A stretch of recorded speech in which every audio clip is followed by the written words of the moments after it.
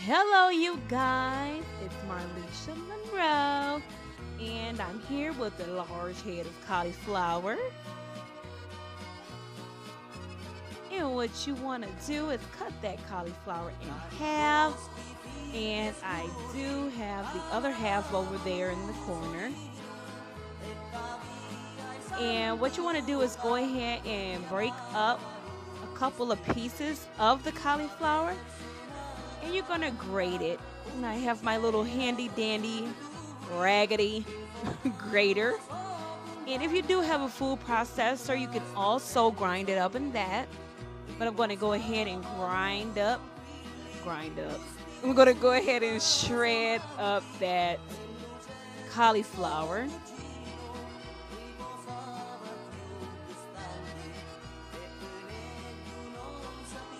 And you want to do it until you get to the stem of the cauliflower. You can use it for other things, such as, cauliflower wings, or put it in a stew. And I have here my pan, and it's on medium heat. And what you want to do is put your 2.5 cups of cauliflower into the pan. And what you want to do is dry out the cauliflower.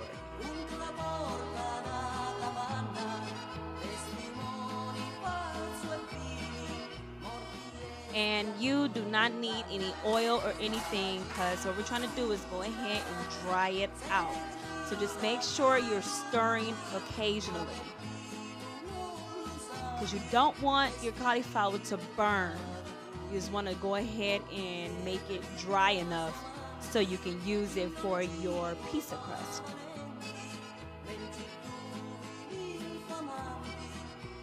Okay, here I have 1 egg. I'm using 2 eggs in this recipe, but right now I'm starting off with 1 egg. I'm going to go ahead and beat that up real good, real good. I'm going to add let's say a tablespoon of garlic powder, just for a little flavor. And you can make your crust any flavor that you want. It's totally up to you. Okay, so looks like my cauliflower is nice and dried out. So what I'm gonna do is let that cool for a few minutes before putting it into the egg mixture. You don't want to make scrambled eggs.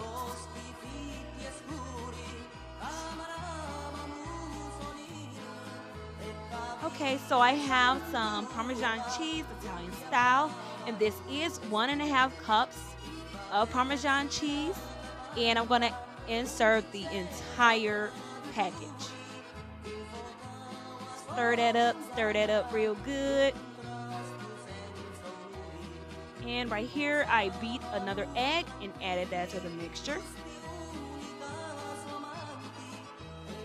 Go ahead and stir that up real good, real nice. And here I have the pulled cauliflower, and I'm putting it into the bowl with the egg and Parmesan mixture. Stir that up really good. Make sure you stir it really nice to get everything combined.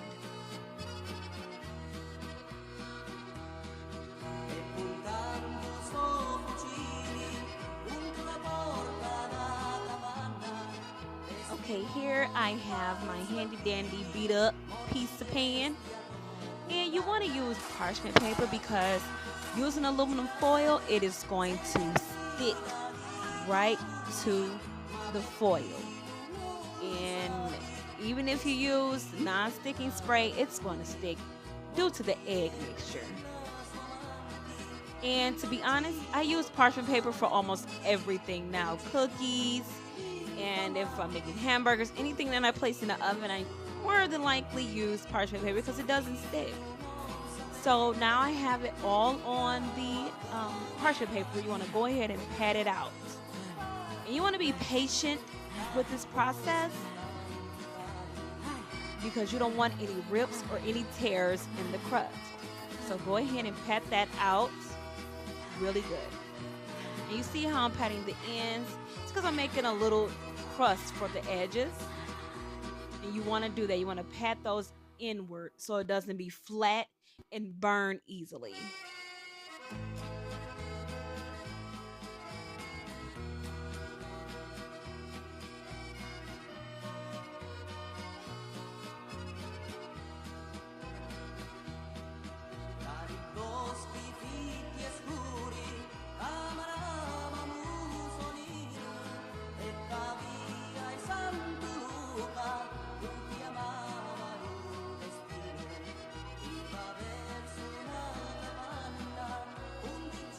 And again, I'm not using any non-stick spray or anything, no oil, anything.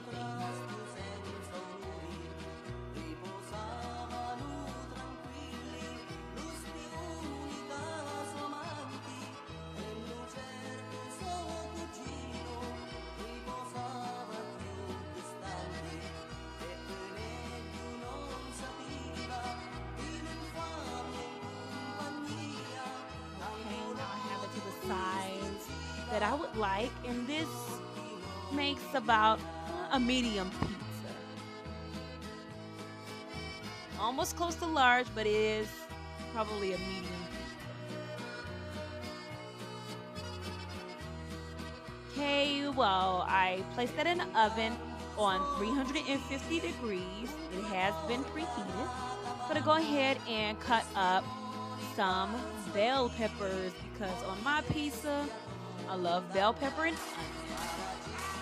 Oh, and I'm gonna throw in some jalapeno peppers. Gotta have it a little spicy.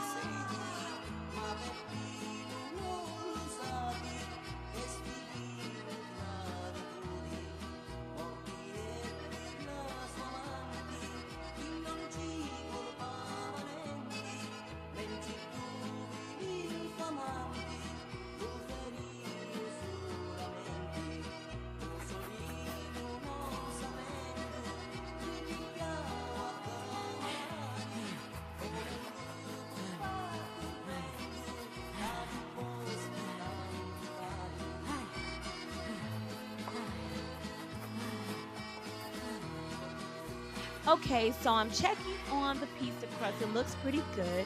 And this is after about 10 minutes. So what I'm going to do is leave it in for another 8 minutes.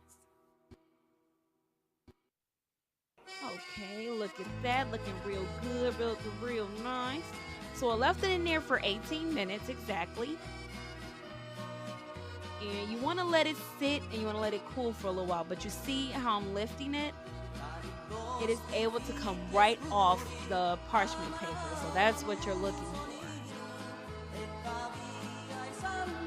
So right here I have my great value pizza sauce from Walmart. And I'm adding 1, 2, 3, 4 spoonsful of pizza sauce. And make sure you leave that edge out, because you know that's going to be all false little crust, little pizza, you know?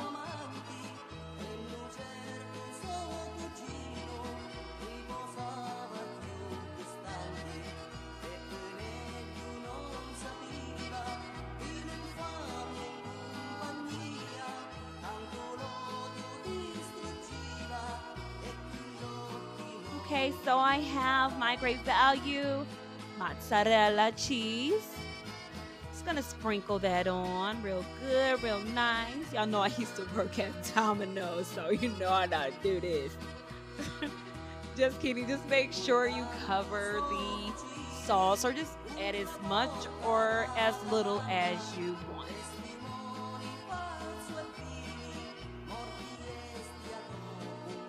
Okay, so it's gonna be a half and half pizza because I am vegetarian. I'm gonna be placing green peppers and onions and jalapenos on one half.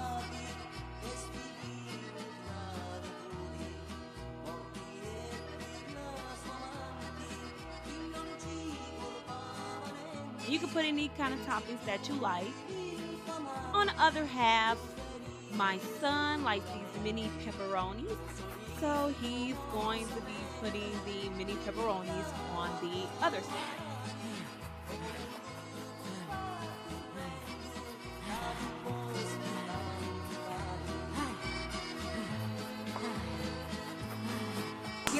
You happy you making your own pizza, Max? Yeah.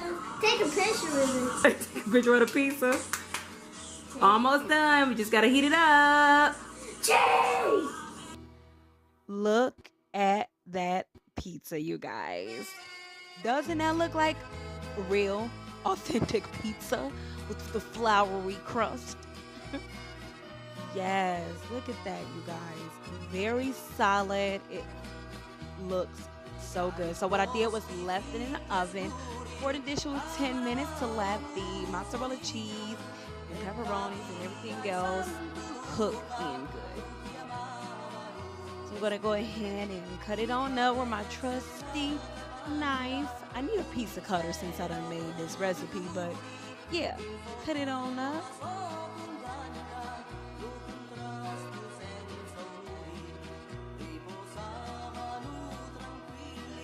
All right, so I'm just picking up a piece to show you guys the thickness of it and how it's not coming apart at all whatsoever. It's solid. It's together. The togetherness is good. Look at that, you guys. It's good. It's good? Yeah? Eat another bite.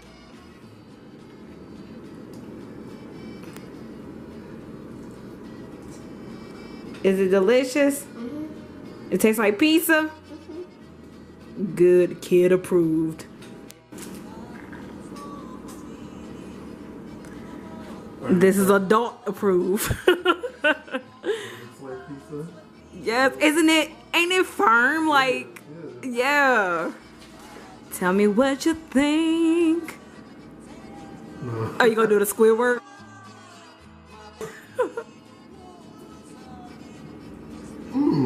It's good.